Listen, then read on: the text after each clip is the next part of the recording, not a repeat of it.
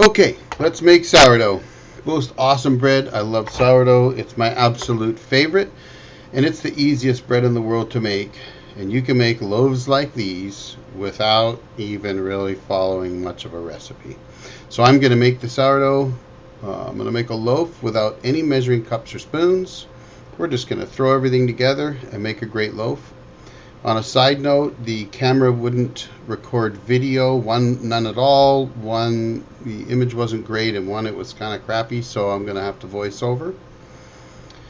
So here we go. We take a nice active culture. This is one that I fed about 6:30 in the morning, and it's about 10:45 a.m. So it's had about 3 hours to get really active. So that's good.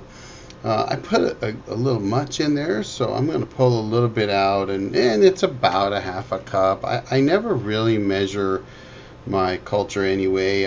I use a half cup a lot of times, but it's always overflowing and there's extra, and who knows, maybe I'm really using 3/4. I don't really care because the amount of culture I use isn't actually that important.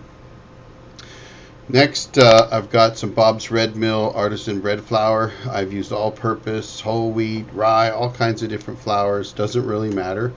So I'm going to throw in a bunch. It's going to be about 3 or 4 cups of flour. Not really that important. I mean, I think you need to have at least 3 cups, but you don't need to measure. You could just throw it all together and make it work. Then I've got some lukewarm tap water.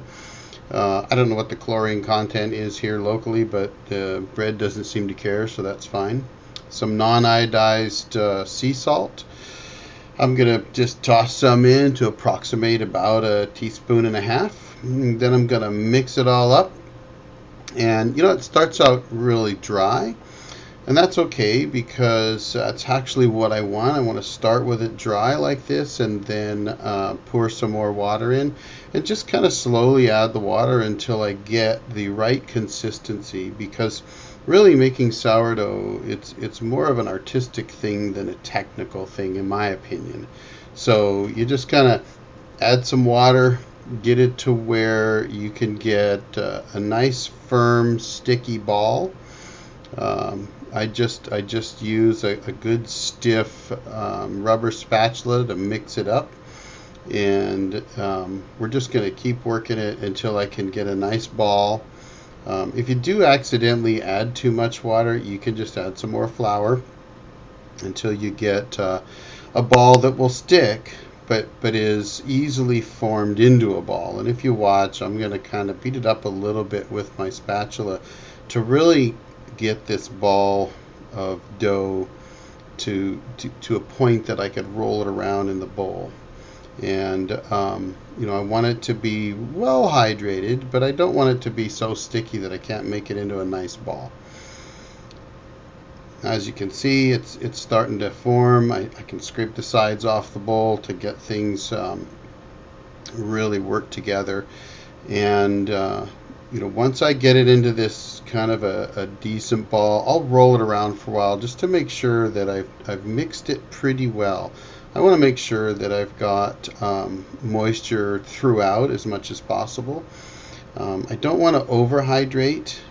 As you can see, that's now pretty stiff, and that's what I'm looking for. I'm looking for a nice stiff ball on the sticky side. You can see it sticking to that rubber spatula, and it's sticking just enough that I've got to kind of scrape it off here. Once I've got it scraped off and I've got a good ball in the bowl, then all I really have to do at this point is put some olive oil into the bowl. And you could use other oils. I use olive oil, not for the flavor or anything else. It's just, it works. I've used different oils, but I kind of prefer olive oil. It's natural, and I kind of like that, especially when making a sourdough. Once I get the olive oil in there, I'll just kind of mix that ball of dough around to coat it in the olive oil. And what I'm trying to do is run the olive oil and the coated ball around in the bowl so that by the time I'm done, there's oil coated around the edges of the bowl. And I apologize for not getting any video of that really doing that, but I think you get the idea. Once you've got a ball like that, if you put some olive oil in there, then it's it's gonna work really well for you, and you don't actually have to do it. But at this point, this is all you really need to do. Then I'm just gonna cover it, and once it's covered, I can leave it and let it sit for the next 8 to 12 hours. I can bake it at the end of that 8 to 12 hours, or in this case, I'll punch it down sometime in the evening, let it proof overnight, and then I'll bake it the next day. So let's see what happens. I'll record more once I've got something to record. Thank you.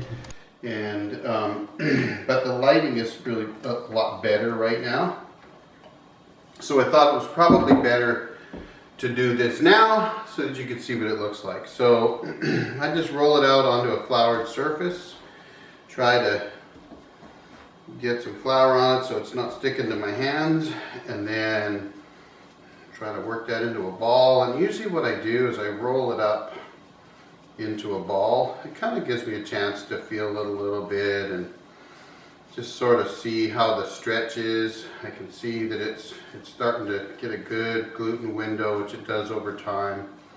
And so I got a nice ball, and I'm going to just roll it around a little bit in the flour just to coat it. And then there you go. Punch down, ready to go. It's feeling really good. So I'll go ahead and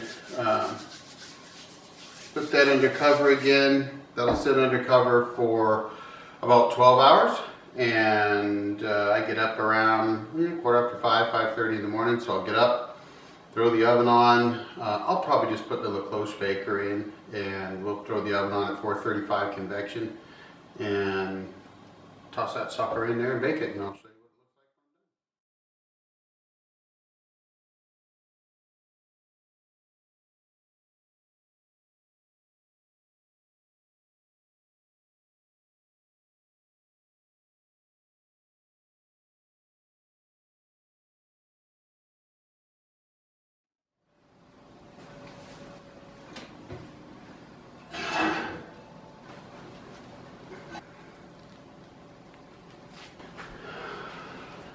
All right, well, there you have it.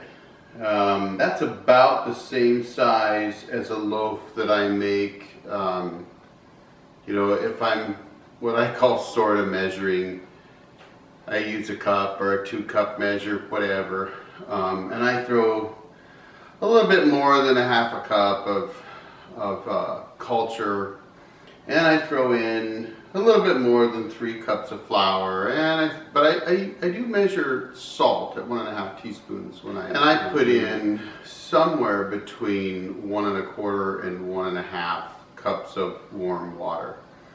I've got a loaf here I can compare it to.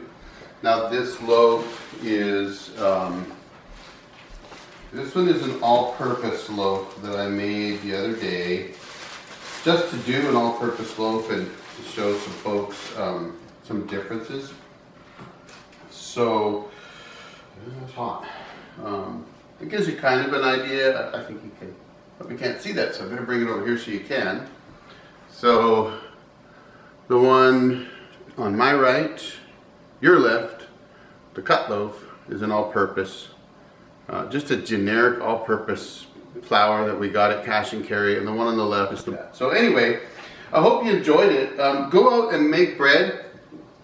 It's not that hard to make. You don't even have to measure. So hope you enjoyed it. I'm just posting this here on MeWe for this group. So if you enjoyed it, great. Let me know. Who knows? Maybe I'll make another one someday. Thanks.